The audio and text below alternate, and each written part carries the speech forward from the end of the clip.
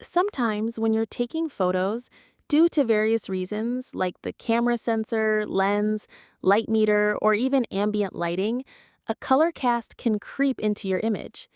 As you can see here, the entire image has taken on a yellowish tint. To fix this, I start by duplicating the original layer twice, and I select the topmost one. Then I go to the Filter menu, navigate to the Blur group, and select Average. This filter calculates the average color across all the pixels in the image, giving us a flat representation of the dominant color. Next, I go to Filter, Camera Raw Filter. Inside the Camera Raw panel, I grab the White Balance tool, which is the gray eyedropper icon. Before clicking anything, take a look at the RGB values. They're pretty far apart.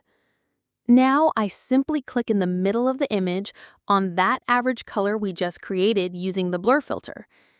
And just like that, the RGB values are now much closer to each other, meaning the white balance is corrected. I hit OK to apply the changes and return to the main workspace in Photoshop. Now we don't need the top layer anymore. I select the second layer and go back to the filter menu. Right at the top, you'll see the last filter used.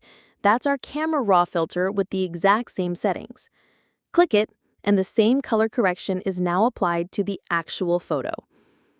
And just like that, we've removed an unwanted color cast in a quick and effective way.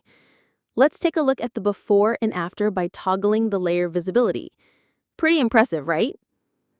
If you found this technique helpful, make sure to save it for later. It might come in handy someday. And share this video with your friends so they can learn it too.